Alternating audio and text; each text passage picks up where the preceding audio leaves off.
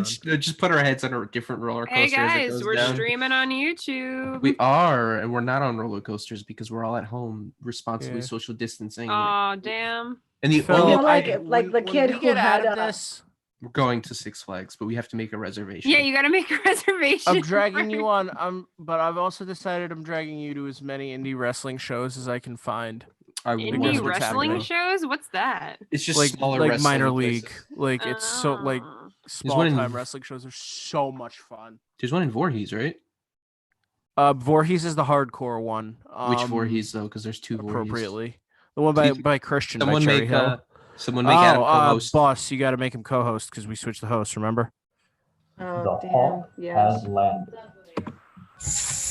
Adam, your co-host. You are.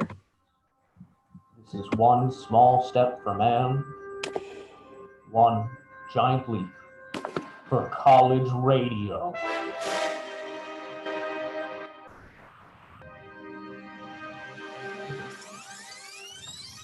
You're listening to 90.3 WMSC, Upper Montclair, New Jersey.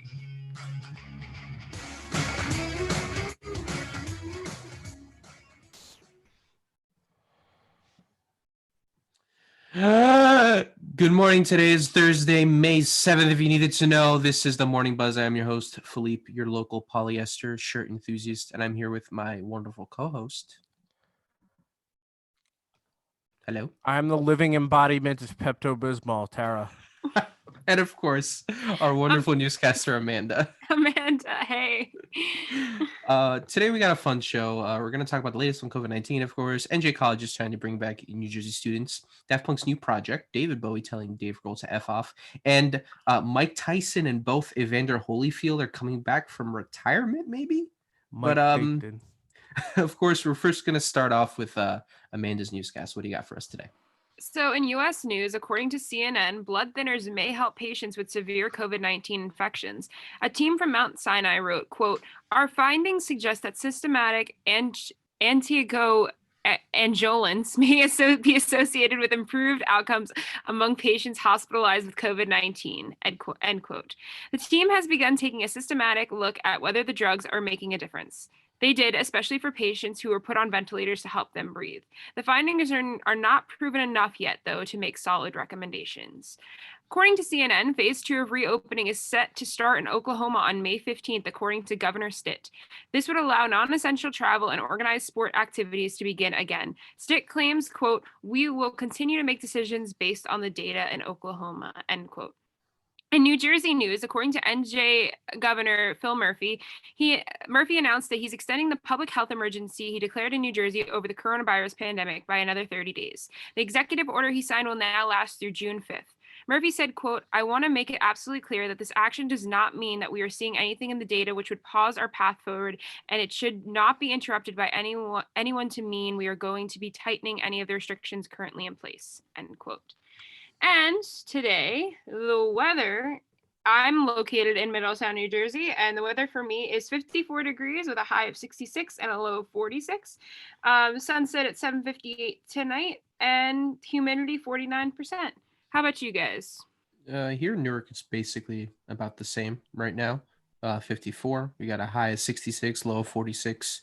Looking pretty good for the most part. It's a little bit windy and chilly. I have the window open in my room because it does get a little stuffy while I'm recording.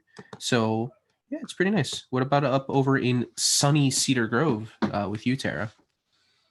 Tara, you're muted. Oh, I am muted. There we go. What I get that's what I get for trying to be trying to keep the noise level down. It's not a morning buzz if there's not some sort of hitch. Let's be honest. No. This is how we keep you on your toes, audience. We don't want the audience getting too comfortable. However, so everything goes right, then they get complacent. Then? Yeah. So the weather. Give us the spiel. 50 high 67, low 45, 52 degrees. Yeah, it's pretty nice right now. But we're gonna jump right into some relevant stories specifically to us. But as we know, the current pandemic has put the world basically into a standstill. We have celebration postponed, travel plans postponed. We do have schools slowly trying to map out scenarios in the fall, what will look like in terms of openings, in terms of what to expect when we actually get a chance to go back, and whether or not we physically will go back, or if there be some sort of program to stay in and out. Yesterday, Montclair State University's president, Dr. Susan A. Cole, she delivered her State of the University address, and she shared 3 scenarios with us of what the plan is going forward. And let's hear real quick what she has to say and about what's going to come forward. That was step 1. Now each college and school dean or director will lead a second stage of planning for the fall term that will prepare us for 3 alternative scenarios, which will be driven by the external realities of the state's health situation and any related requirements pursuant to governmental regulation. Under scenario A, the university is fully open or close to fully open in September with relatively normal instructional protocols in place. Under scenario B, the university is open, but there are health-related protocols and constraints placed on our instructional activities that require a more hybrid model for all or most instruction, that is, some combination of face-to-face and remote learning. Under scenario C, the university is forced once again to rely solely on remote learning methodologies. What I yearn for is scenario A. What I think is most likely is scenario B.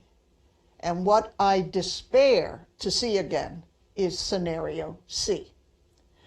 But we need to be ready to go with all 3 scenarios. And while the circumstances as they unfold and change over the next 2 or 3 months may cause us to think it will be A or B or C, it is my judgment that we will not truly know with any certainty which way we will go until the end of July.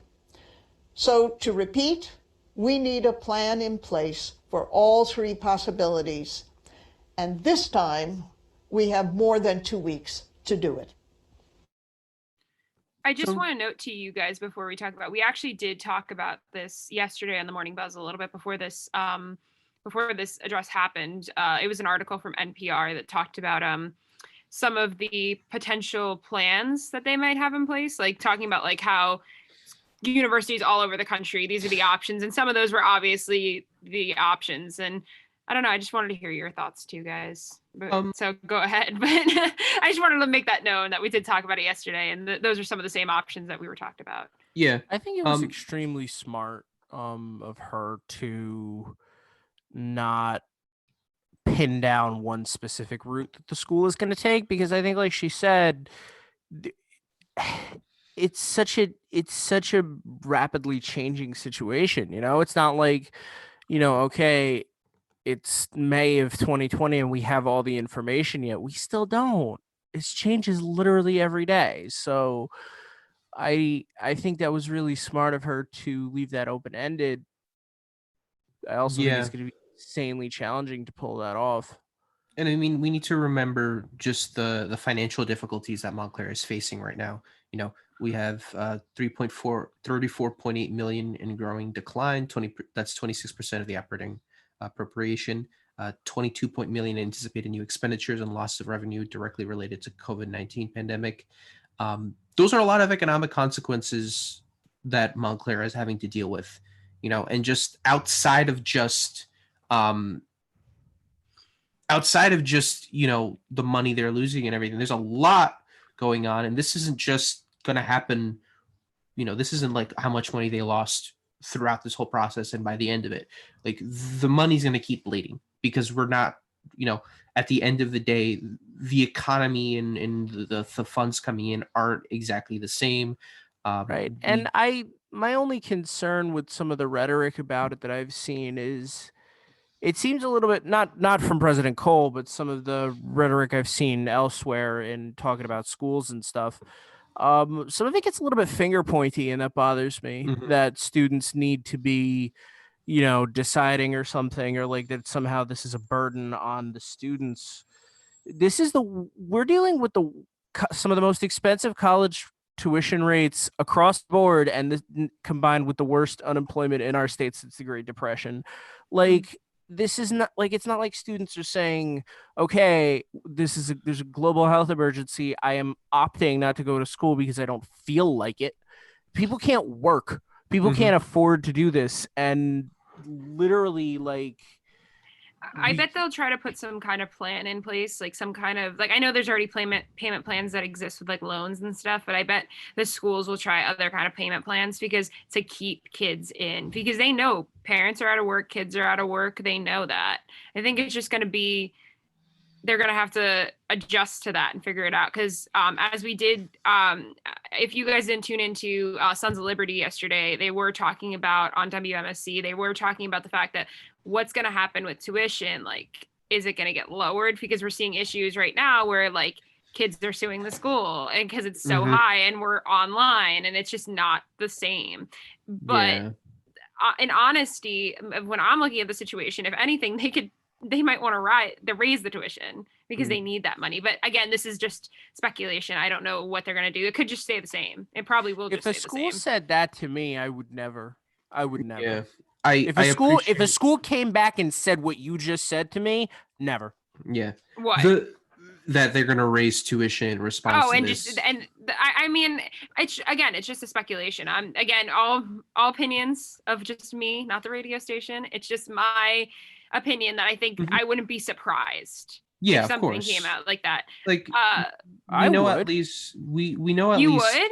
I mean, like, I guess I would I'm be just shocked. Well, I guess I'm just can't thinking. Possibly justify that. Well, I guess I'm just thinking about like the fact that they're losing money. They have, like, I think it was, I don't know if I have the statistic right in front of me, but it's like 77% of the tuition. I think it's like 77% of tuition is actually used for their funds. Like, it's like, yeah, like, I mean, they're not using all of our tuition for that, but it's like 77 comes from tuition. I think it's important to note too, just the kind of economic burden that is expected of students when it comes to colleges in general.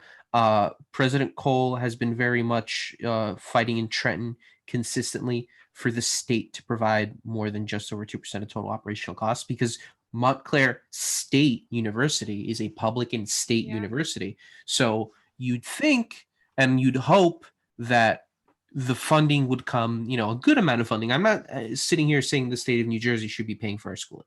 No, obviously that's not tenable in the current way that that schools operate, and just in general with the kind of economic system we have. Would I prefer if the state could cover all of my tuition?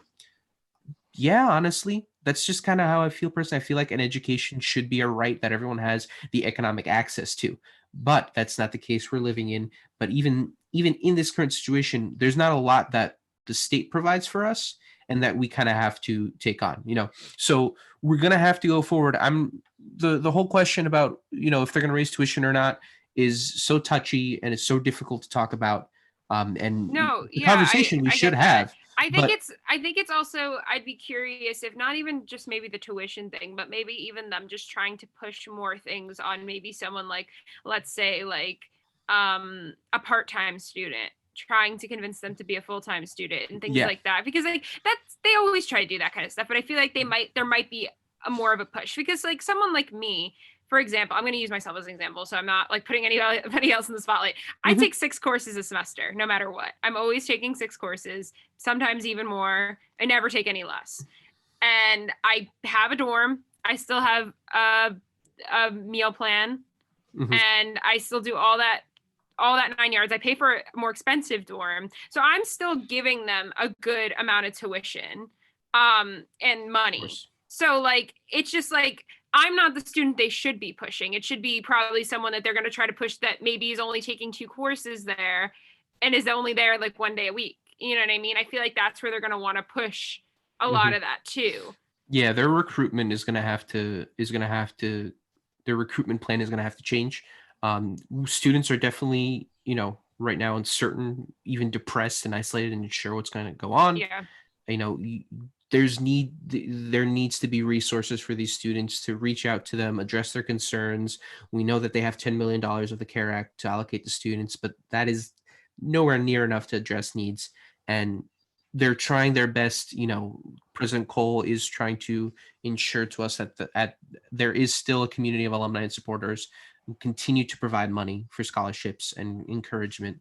And I think going forward, another big thing we need to worry about is campus life, and that specifically affects WMSC as well, because these are different. We're an on-campus organization.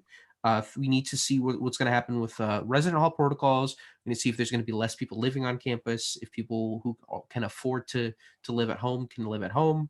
Food service is going to be a thing. What does that even look like? Yeah. Like what? Exactly. No, are, I was saying are it- I there was saying different it yes- restrictions in place? Yeah, I was saying it yesterday. Like you go to a dining hall and like you sit there immediately after someone leaves. Like no, like what? Like it's just gonna be a whole different game. Mhm. But we do need to wrap this story up. But what I was Yeah. gonna say is before we wrap it up, I do want to get your guys' opinion on what out of the three options that Susan Cole said, what do you think is gonna be? I mean, it's just an opinion, Yeah. it's speculation. What do you think the opinion is that you guys think it's gonna be in the fall? Personally, We already know summer's all online. That's a fact. Yeah. Personally, barring any sudden change and an improvement in the current situation, I genuinely think we're still going to be online, because with a lot more states starting to open up little by little, we still don't really have a vaccine in the pipeline until close to the end of the fall semester, and even some states being so slow to act. I genuinely think we're still going to be stuck online, and that's not the university's fault. Like again, this is a pandemic. Like there's only so much Montclair State can do, and we've complained. I've personally complained about certain things Montclair does. This is my personal opinion on some of these things, but like we've had complaints, and I think this is the one thing that you can't blame them if classes are going to be online again, and they have more. Like she said, we won't have just 2 weeks of planning this time around. They have the experience of what happened this semester and the kind of challenges they faced. They have this entire semester to have people planning, as well as going forward throughout the summer for people to plan what's going to happen come the fall. So I think we will most likely be online again, but it's going to be a better rollout, because they don't have just to sit there for 2 weeks and think, well, darn, what are we going to do now? Yeah.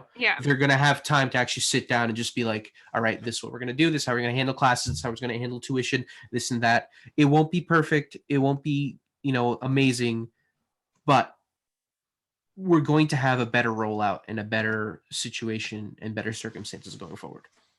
What about you, Tara? I kind of feel like I'm with you. I'm in the same boat for now. I think option C seems, based on the data that we have today on the morning of the 7th, like based on the information we have. But again, this literally is changing every day. So yeah, I and think like that's she why- said, like she did say, she's not making a decision until the end of July. So we do have some time on that. Mhm. Yeah. So, but let's keep it trucking like the Grateful Dead. Yeah. So in a similar news story we have from 101.5, the headline being they left NJ to study. Sorry. Now Every time you colleges- say it, I hear the jingle. No, in my head. I mentally hear it too, and it's such a catchy jingle. I mean, that's again great part of radio. Childhood. They left New Jersey to study. Now colleges are trying to get them to come back, and basically it is a coalition program running through 10 different universities: Kane, Montclair, us, New Jersey City University, NJIT, Ramapo, Rowan, Stockton, TCNJ, Thomas Edison State, and William Patterson. Basically, the Big Ten like public schools that most people in New Jersey end up going to or transferring to, and they're trying to get the more than 33,000 students that leave New Jersey every year to study out of state to come in state and stay there. They're offering streamlined application process, acceptance credits earned with a grade of C or better, and a service element for students looking to help their home state recover from its first public health emergency. So there is a All connection right. to This to is all of that. cool. Hello, 2 students that left New Jersey to study out of state. What are your thoughts? So, and I'll even throw in the thoughts of what I can assume my sister would do. My situation and my sister's situation are different. I went to Boston College, a private university, where good school. Like at the end of the day, it's a very good school. Let me fix my screen. I look like I'm like doing the You were gangsta starting to lean back here. leave. You're starting to But sink into the floor a little bit. Boston College is a great school, and I do wish I could have stayed there in terms of just like, you're just outside of the city of Boston, sports teams aside, it's a wonderful city, it's a historic city, but I just didn't fit in there to the social culture. It was a very upper class, money culture. And I just didn't fit in. Not to say that Montclair doesn't have people from that kind of social circle, but Montclair's a very diverse school. So we'll go there. You'll go into class. You won't have a lot of classes that are predominantly white or predominantly male. Like it's a good mixture here. It's awesome.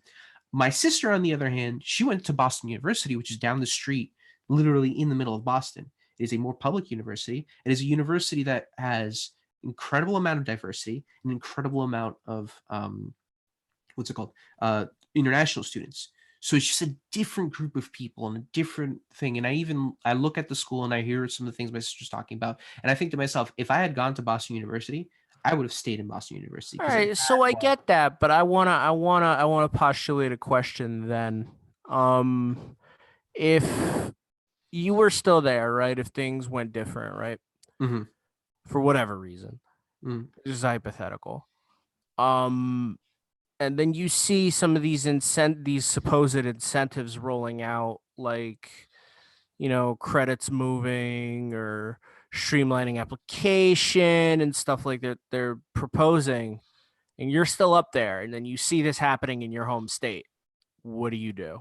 I think that also depends, because I feel like it depends on the year you're in. Like, Philippe, you're about to graduate in a semester. Like, would you really want to leave at the end of like have one semester left? Like, I'm gonna transfer. Like, no. Yeah, even if I had like, I think even like my sister, she's finishing up her sophomore year. She's invested 2 years in Boston University. I don't think she'd be willing to move there. Now, if it's a situation where you've invested maybe a year or a year and a half, I think it'd be more incentivizing. But I think it was you, Amanda, you mentioned this program would be more for freshmen who are I feel like finishing high school that maybe like want to stay closer to home, so they might hit New Jersey or New York because they're like closer to being home. So if they don't feel safe, they could just go home. Well, let me talk about my experience for a second. So I am a junior at Montclair. I'm going to be a senior starting, I guess, in a week when we switch over. But I transferred for my junior year. So I was at my old school for 2 years. I went to DeSales University in Pennsylvania. So Pennsylvania, the middle of nowhere. I do live in New Jersey, so it's not like I live in Pennsylvania and I just moved to New Jersey. I did live in New Jersey first, and I just liked the program at first, and I liked the people. It was a really small school. It was a Catholic school. It was what I was kind of used to from high school. Like, so I really liked that aspect, that it was really small, but then I realized it was too small. And it was like, I didn't really like my program anymore because it was very favoritized in a sense. Like everybody was getting cast in the same shows, and I wasn't doing what I want. Like, I'm a theater major, and I was on crew the whole time. I never got to really act as much. I found my love for film and stuff while I was there. I met a lot of great film majors, and they involved me in their projects, which helped me get over here and be involved in a lot of different things. And so, like, I don't regret my path at all, but I'm happy to be here at Montclair State. Now, for me, I'm one of those people, like, I was only an hour and a half away from my house when I was in Pennsylvania, and I came home every once in a while. Like, it wasn't like a thing that I stayed away and I never came home. Like, I came home every like maybe 3 weeks or so, maybe 2 weeks, depending on what I was doing. I was like 5 to 7 hours away. Yeah, that's a difference. Yeah, so I like, took I the feel bus to see you. I remember so that. To me, like, if I didn't leave, and like, let's say it was like my sophomore year and I was like fine and I was going into my junior year, I may think about it. Like, I don't know. It depends. Like, again, if I was going into my senior year, though, I'd be like, no, it's senior year now. I'm not switching now. Like, that's crazy. Yeah, I think it all comes down to investment and just how enticing the school is. And I don't think that I don't think it's a bad idea for Montclair and these other universities to do this. I think it's fair game. You I want think they to might get a these few schools. people out of it. I don't think they're gonna get someone like my personality that maybe like is on the fence about their school currently and is just trying to finish. But I also think they're gonna have more of a pull with freshmen that are like, Yeah. you know, their parents are gonna say it to them too. They're gonna be like, "Oh, you got into this school in Florida, but you also got into Montclair. Like, where do you want to?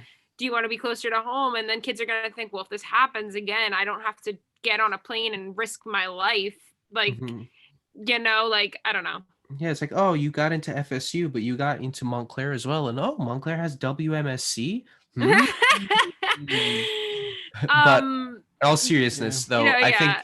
I think it does come down to those students that may be on the fence about it, and it could benefit them as well because I think you and I can attest we've enjoyed our times here at Montclair more in comparison to the circumstances we left our other schools, and it's not a disservice to those other schools. It's just sometimes it doesn't fit, you know. The only thing I think they're not going to have on their side, and this is not just them, I think it's going to be every school in the country. I've been seeing so many kids do virtual tours. So that's the thing. Like I applied to Montclair, got into Montclair my freshman year, didn't come here. And I had visited the campus like 2 or 3 times, I think 2 or 3 times. And then I came back when I transferred and still visited another like 3 or 4 times before I even committed. And I don't know, like I feel like that's hard now. So if kids are like kind of on the fence now and they're maybe in their freshman year of college and they're like, do I want to transfer? And then they can't even see the campus, that's what's going to be hard. Like I know you could do the virtual tours, but it's just not the same as being on campus. Like I got like more than just a tour of campus because I had been invading Tara's show when she was first at WMSC for over a year, and I got a good look at not just campus but also the radio station. So I had a very not just a good tour, I had like a very just kind of like student first and not just, you know, because the tours are PR for the school. Not that it's a bad thing, but the tours are PR very much. And going with a student that actually goes there, you have a better view of it. When I did it, for example, when I did a tour, I applied to Tufts University. And when I did a tour at Tufts University, someone that my mom babysat for a few years, she was still at the school and she actually helped us out and gave us like some extra looks at campus that we didn't get on the regular tour. So just the tour itself is such a great help. It's such a crucial part. I feel like I like completely took schools off my list when I didn't like the tour. Mm-hmm. I know I looked at Pace when I was like looking in the city and it was so unorganized and I was like, I'm not dealing with this. And I just didn't even apply. Like Brown University was just on yeah, tour. I feel bad. Tara's not saying anything. Tara, do you have anything to say? No, I mean that's good though because you guys have firsthand experience. I know, but like it's better that you're talking about it. As a person that maybe doesn't have as much experience but sees this on more of like an outside thing for you, like what do you think? How do you feel about these miscreants coming into your school? The only I welcome miscreants of all kinds, but the only thing that keeps knocking around in my head is air.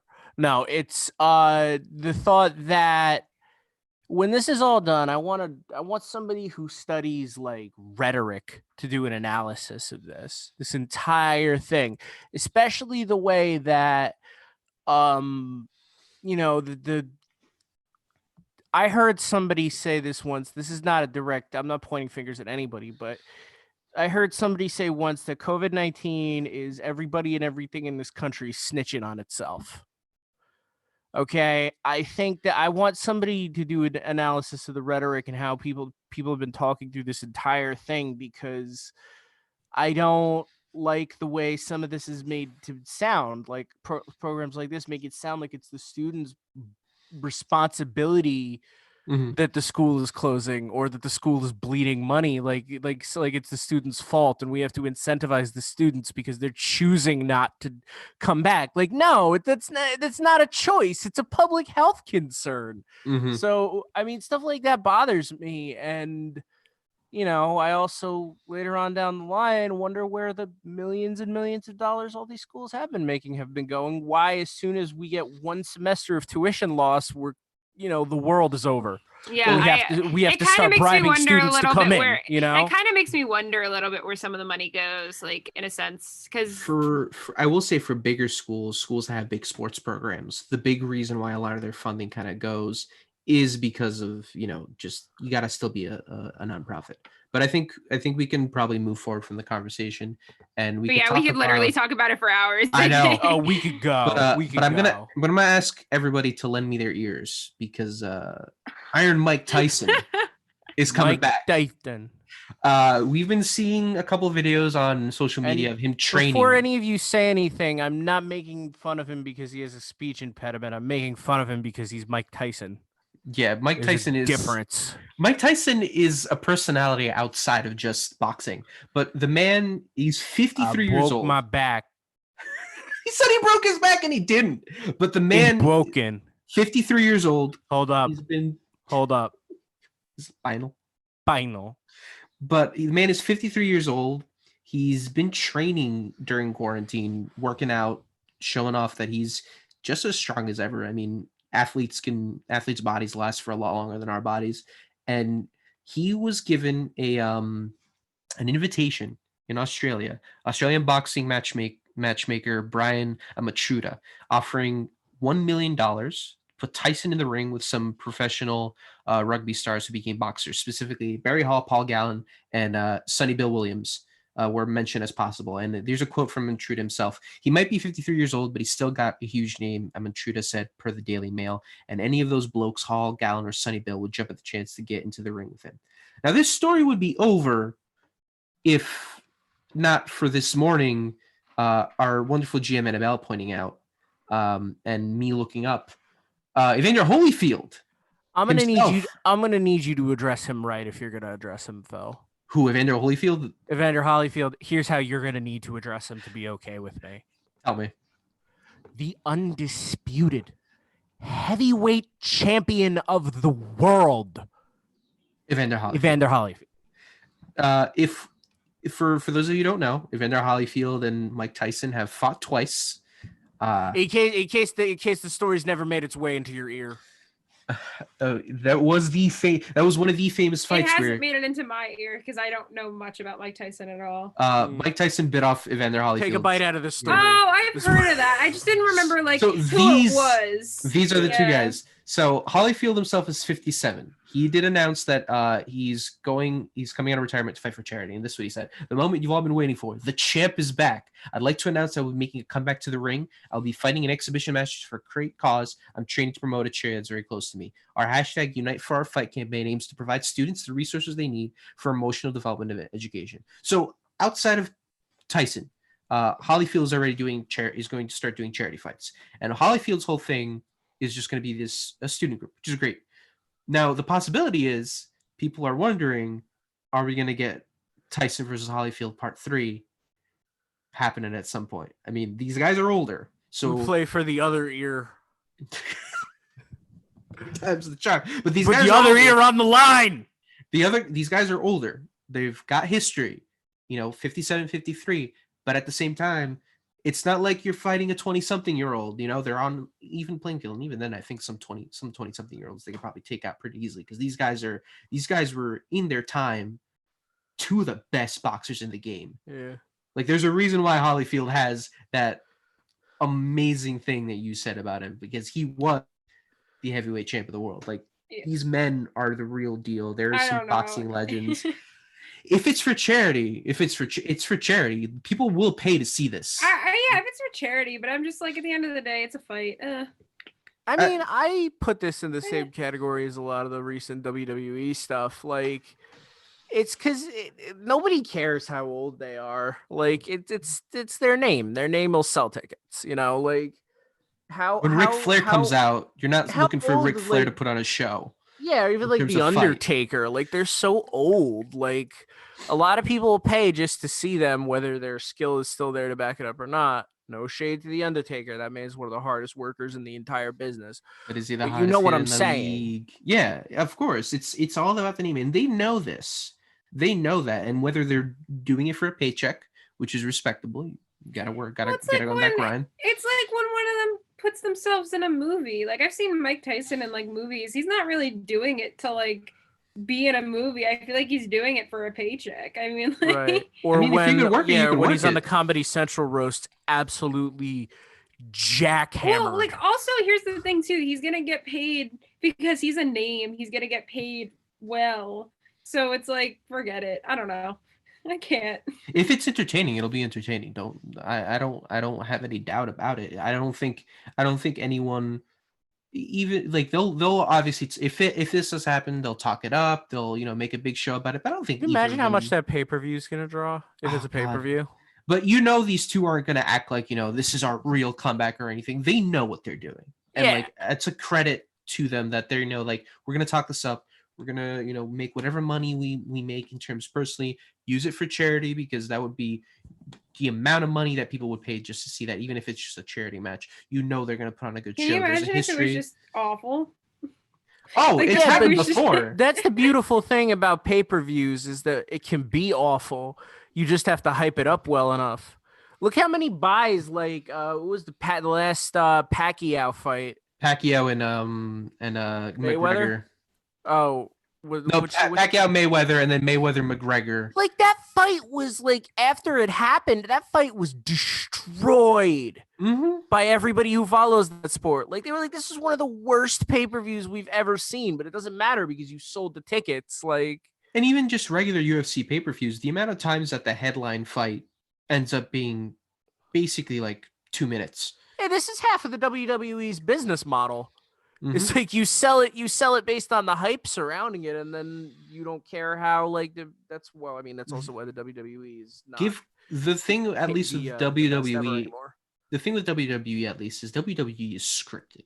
So to a degree, sometimes, at least for me, sometimes it kind of, I don't feel too bad for people who buy into it and then get disappointed. When it comes to a UFC fight and an actual fight, you don't know how that's going to end. So like you're already paying for basically a roulette slot of just like what's going to happen. Is this fight going to be, multiple round death match Yeah. going on? Or the it- 7-second one that we watched we saw a 7-second UFC fight, and that's not even the shortest UFC fight wasn't in in history. it wasn't in the pay-per-view, it was in the pre-show. It was pre-show. The guy got hit in the glass jaw and the Good temple night. at the same time, just Good night. crumpled immediately. And that fight was touted to be like pretty decently long. But that's the kind That of fight yeah. fight was shorter than a Vine. Oh God, fine. Moment of We got silence. TikTok now. It's okay. Yeah, TikTok's longer, so that'll give that much credit. It's incredibly more chaotic. Yeah, but just take it from me. Just because something's longer doesn't mean it's better. True. Let's keep it PG, buddy. I'm talking But- about Vines. What are you talking about? But in all seriousness, I think for a charity event, people are going to pay the money, and the money's going to a good cause. And if you're going to sit there and complain about the quality, you know what you're getting to begin with. You're getting Yeah. two Oh, for guys- charity, it's fine, dude. You I mean, don't you don't need a 5-star match for Like, that. The amount of times I see charity soccer games with like guys that are like in their 50s, 60s, and even 70s, and like you're not paying that to see like the highest quality soccer imaginable. You're paying that to see like a team legend who hasn't suited up, put on a jersey, and kind of sort of amble around on field. Right. Or like charity hockey. Sometimes I've seen like way back when we went to one where it was like local employees playing against Devils like ex third stringers. Like Or it's even, not like- you're not going there to see people like break records. Oh yeah, there were even support charity the games with, like cause. when Brodeur shows I- up, or Scott Stevens. I feel like I feel so bad. I have nothing to contribute to this conversation because I just don't. I've seen like one fight in my life, and it was because they figured it out to Look- get it stream it illegally. No, not stream illegally. I didn't do that. You Somebody don't- Never, did oh, that. never. You always pay for everything like a good Actually, I didn't consumer. do it anyway. Someone else did it, but like that was the only time. It was like my freshman year of college. Someone did that, but I don't know. I don't know what else. It's, I don't know. like- I don't know. I don't feel like I sport, so I don't really know. Like Even- fighting's considered under a sport. Even course. even for me who dabbles a bit in UFC and boxing, Dabble. dabbles like And as At I the- pull you down into the depths of pro wrestling with me. It's different though. It's different. But even when I dabble, it's like you've seen one fight, you've seen most of them. Like there's maybe like 3 or 4 different kinds of fight. There's the fight where there's the underdog fight where the underdog fights and either wins or wins the heart of the crowd. There's the fight where the guy goes in, he's gonna win and he wins it pretty quickly. And then there's the even match fights where they go on for hours and it's an epic and like it's kind of like movies. You see there are like 7 types of movies left in existence, but I think we can probably go into just like that. There's also several different types of stories left, and I think we could talk about Yeah, this I think today you guys have been going on a thing where it's like you could talk about these stories for like hours. But I know All of And, like, these are good prompts. That's why. Like Dave well, Grohl let's and talk- David Bowie. Let's talk about something I'm interested in: music. David And- Bowie telling Dave Grohl to go kick rocks. to go GFY. So Dave Grohl's been running these. We've talked about a story before where we talk about Dave Grohl and his experience with Prince. But Purple Dave one. Dave Grohl has been posting on Instagram what he calls Dave Grohl stories, Dave's true stories. Where this one was about a conversation he had. D Hollywood stories. No. DTS. Yeah, whatever. They listen. They can't all be winners. Okay, I'm sorry. This conversation was after Bowie released his Unexpected album the next day back in 2013, and he approached Bowie with a proposal to work on a track for a quote big budget major motion picture unquote. He declined Dave's offer, but said they can work on something different. And this is the thing he said. I immediately responded with a brief note saying, "Hey man, thank you for listening to the song. I hope that you're well, and let me know if you ever like to make music sometime." End quote. And Dave said, short, sweet, to the point, not wanting to take up any of his time. I hit send with a smile. Within 60 seconds, my inbox chimed in with a new email. He continued, "It was Bowie responding to the note I just sent. That was fast, I thought. I opened it." And then Dave says, it read, "Well, that's settled. Now F off." I just to wrap up the quote, "My smile immediately went from that of a cat having an afternoon nap on a warm afternoon to the shock and horror of your first prostate exam." End quote. Bowie turned out to just be joking a bit, and they kind of kept talking afterwards. But man, Can you imagine though? You're like, I don't know. I think of someone like Dave Grohl as like someone that's just like, he made such an impact on music. And like anytime you see other rock legends are like so into his music and are so into what he's about, and they're just like he's just overall a nice guy. So people like want to be associated with him. And even though you're David Bowie and you're David Bowie, that's a pretty big deal. Can you imagine just like getting like a hero of yours? That pun wasn't intended, by the way, because that's a song name. That was good. That would keep you around. Hero of his. Like, can you imagine? That would have been awful. That would have been. Oh yeah, this has been 100%. awful. Can you imagine? Like, you're like, I don't know, who's your favorite band? the Foo Fighters. Okay, so yeah, same, honestly. So And Dave Grohl emails you like, "All right, cool. Yeah, Now like, if F off." I'll do this. If I sent Dave Grohl my album and I was like, "Here, you should listen to this. I'm a big fan." Like, and then he's like, "Cool, now like F off." Like, I mean, like, can you imagine? I would be so upset. I'd be like, shattered. "Oh." To be honest, Dreams though, my shattered. first reaction would first be, "Oh my God, Dave Grohl replied to me." True, And then that's when, like, true, and like oh, 60 wait. seconds, right? Like he was waiting for that email. And But, then it's just like, "Oh wait, he hates my music." No, yeah, I need to meet Foo Fighters. I mean, just Yeah. Dave Grohl's stories in general. Like when he was, I don't know if you watched that like short like documentary he did on the production of Concrete and Gold, where he talked about. Oh him no, I actively- didn't. It's like a 5 maybe 10-minute video they animated it, and him basically talking about how like he got to work with the producer of the album who did like Adele, Lady Gaga, and stuff like that, and he happened to run into him at some hotel in Hawaii, which is where Kaya. Yeah, where Kaya ran into him Dave and had Grohl. a conversation with him in the hot tub. of thing that just happens to Kaya. But Like- that's how like, Dave why? Grohl found the producer. He just ran into him at that. Stop! I'm so upset about that still. Like, And then And then like he finally got together with the guy. Dave Grohl apparently said he was hammered drunk that night too when he had asked the producer. And then the next day he went up to him and he was like, "Yeah, I just want to apologize. I was drunk." And he's like, "Oh, I'll still produce your album if you want to." So basically talking about how he got guys from Boyz II Men on Concrete and Gold. He got Justin Timberlake to do some backup vocals. Yeah, I knew that And then one. he did it, and at the very end, he's like, Sugar Honey Iced Tea. I forgot to talk about how I got Paul McCartney to play drums. Well, I'll talk about it another time." And just cuts the honestly, interview like, at that. by the way, I just want to note Concrete and Gold was a better album than Sonic Highways. I'm not sorry. Yes. I feel that way. I'm not And, sorry either. I'm not sorry either. I It's love like truth and you Sonic, should say it. yeah, and like, no offense, like I think it's still a great album. I think there's some good songs on it, but I feel like he like really pumped us up with Sonic Highways, and then we got Concrete and Gold. I'm like, Concrete and Gold is like, because I feel like The Concrete and TV Gold was more series. classic Foo Fighters than the like TV series didn't help. The TV Yeah. series really hyped it up, and then you just kind of got a very, I don't want to say paint by numbers album. like I think that the concept was cool. I think it Yes, was really cool. absolutely. But like I felt like Concrete and Gold was more classic Foo Fighters, and I was and like coming off Wasting Light too. Coming off Wasting Light. Yeah, Wasting Light, which may or may not be the best Foo Fighters album, but Wasting Light is one of my that one, and Echo Silence, Patience and Grace is one of That my one's a good.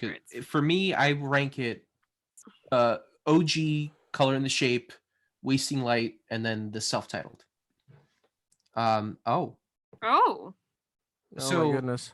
Annabella just we're dropped, getting some breaking news from Annabella. Bad Company's Brian Anthony Howe is dead at 66. So we can That probably, sucks. uh, I grew probably- up listening to like I all-time love stuff Bad like Company. Bad Company. Yeah, dude, like that's iconic. Yeah, It is like iconic. Wow. I just looked it up right now too. Yeah, it's official. TMZ. We got TMZ reporting it. We got Mirror I love Bad Company. died of a heart attack on the way to the hospital. Yikes.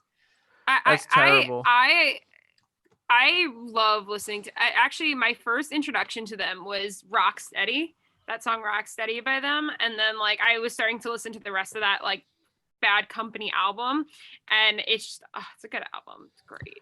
Even like the song that shares their name with the name of the band is just Yeah, that's what I was gonna it's say. iconic. It's Yeah. iconic. That piano, like Yeah, and like that's like it's you know it's terrible to hear stuff like this, but some of the legacy these people leave is just like, God bless them. You know, No, I know. They were It's- meant to do what they did. I mean, it hurts me when I see a musician that I like, you grew up like kind of listening to. Like, I know this is like getting off topic of what we were talking about, but I feel like, did you ever have like a performer that like really hit you hard when they died or they passed? Like Yeah, that, like it Yeah. affected you a little. Like, I don't Chester know, like that's, Bennington, Chester, definitely Uh, Chester. I, Chris um, Cornell. oh, wait, are we, yeah. Sorry, I just got distracted. Yeah, I thought we were getting sound. There you go. Yeah, it's rough.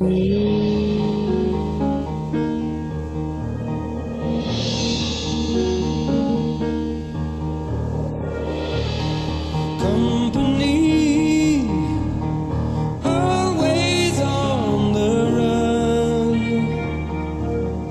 Destiny is a rising sun.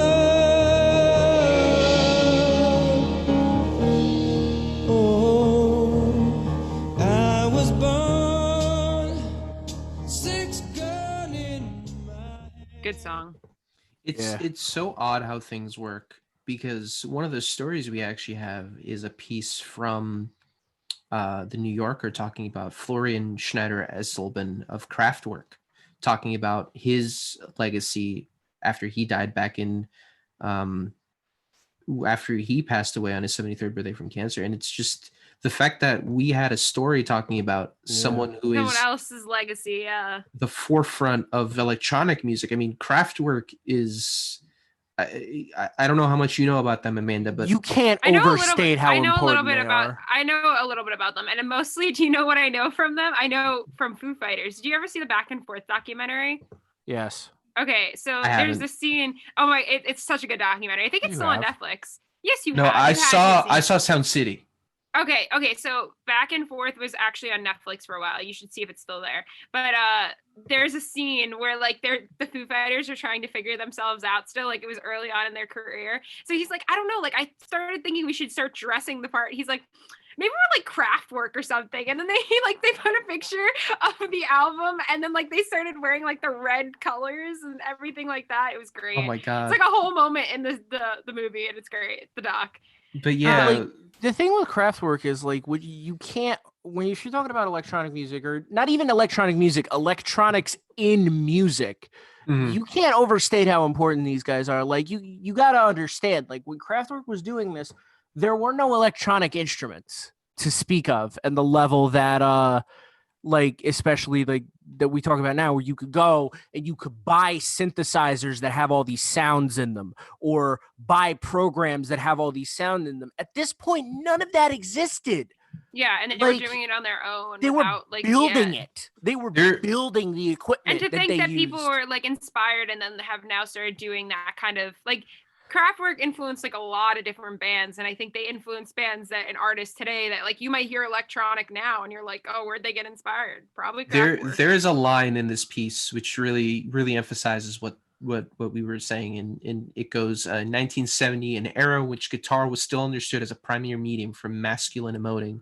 Schneider Esleben and his musical partner Ralph Hutter founded the Kling Klang studio in Dusseldorf and started Kraftwerk, a musical project that relied on tape finagling, aggressive overdubbing, and the delicate manipulation of traditional instrumentation via oddball electronic devices. Not just And- that, but they built, like, I can't overstate that enough. Like, it's hard enough for me to, I'm sure you guys have had this experience as well. I'm sorry, I fully cut you off. But like I was done. You're good. it's hard enough to be inspired with an instrument that's already been around for hundreds of years, Imagine Like- making it. let alone to build it from the ground up. And also Kraftwerk halfway wrote the book on viral marketing too, which a lot of people don't give them credit for. Like, this was the band that when they would book interviews would send inflatable copies of themselves to go do the interviews for them, Yeah. and then leave the interviewer just like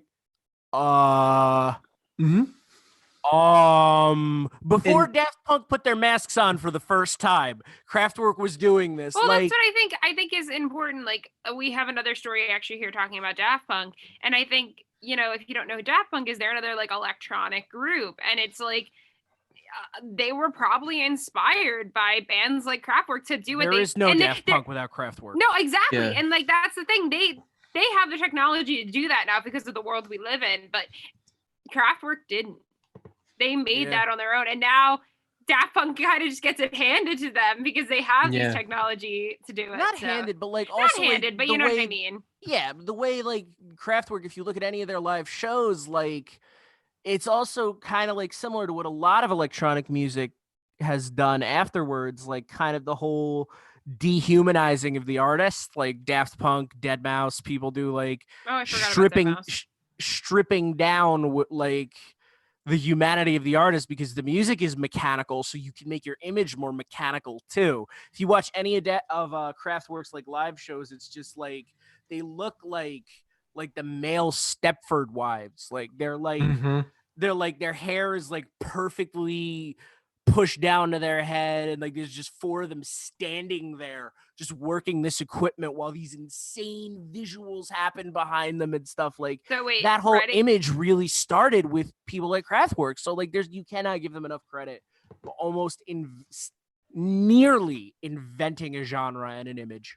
I have a segue to make of, you know, you were just talking about like all these electronic groups and you said Deadmau5. Hey, you ever hear that Deadmau5 remix of the Foo Fighters tune Rope? Yes. I also heard Deadmau5 is a turf, so he could die in a fire.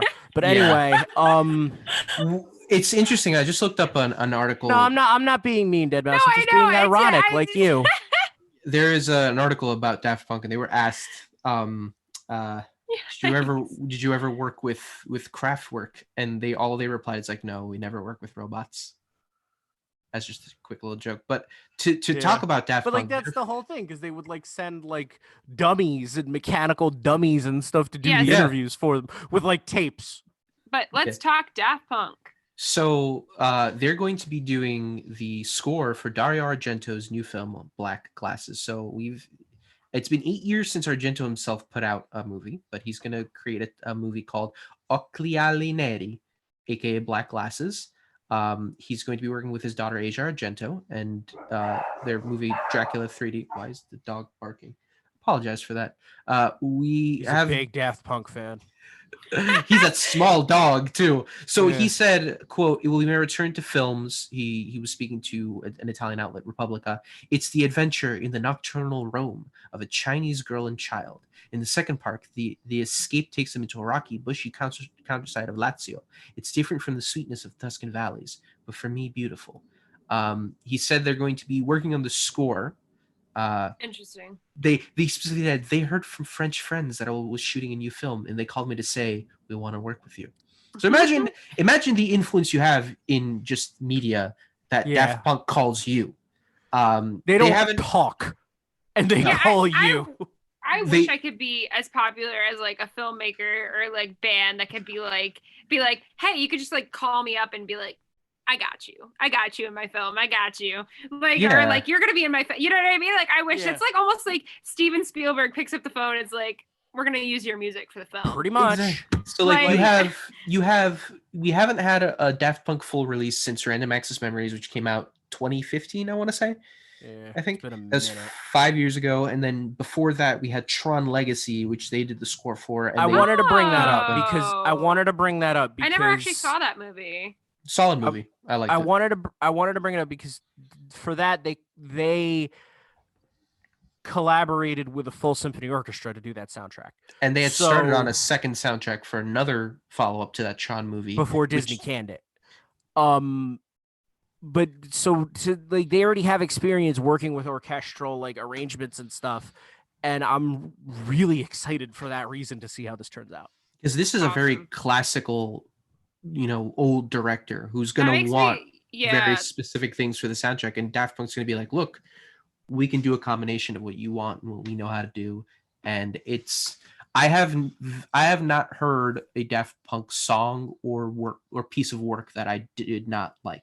I've Some never I'd like listened less. to any of their scores. Yeah. It almost makes me wanna go like just listen to it. Like you said, they did Tron, so like It was very I good. should Track listen to there's that. if you want a starting point, and anybody listening at home to get an idea of what they're capable of, the first single I believe that came off that soundtrack is a track called "The Game Has Changed," Mhm. and it's this really cool moment of like suspense building of their electronics and like bit crushed sounds playing off a full orchestra, and it sounds Yeah. so epic. Like I love film scores. Ugh. Yeah, if we're you want to check it out, that's a good place to start. So we're getting close to the end of the show, and we got a couple minutes left. So let's talk about just how this pandemic has gotten us so crazy that people are excited about a new golf game. So Oh, Okay, gosh. I don't know about you, but PGA Tour 2K21. that's it. That's all. It was just but. And the opening to this article is great. It's an article out of CNN, but getting bored while Nice. stuck at home and looking for a new video game, golf's got you. They're working with publisher 2K, who's known for NBA 2K and other NFL games, and they're going to be releasing 2K21. Hey, how after, about not? I get it. A Nintendo Switch is hard to come by. Yeah. Animal Crossing's hard to come by, Money's hard to come by for new games. I get it, but like, but PGA Tour. Look, although, wait, Monster Factory. true. You do have the ability to make your own golfer and really mess around. And with just some make crazy- them the most sickening abomination ever, and have them golfing next to like Phil Mickelson and Tiger Woods. Tiger Woods just takes one look and is like, ah! Yeah, he looks at you, look like Loch Ness monster, like ah. That's how you throw someone off their game. You look like you're a horrifying creature. from Silently. deep. Silently. because so it's you're not- golf. I don't know. This doesn't. I'm not like you guys know. I'm not like a huge video game thing. But even if I was, like, I don't really. It's not. It's not. It. I love let video me games, let me. but it's I'll not my just go speed. outside and I'll set up a.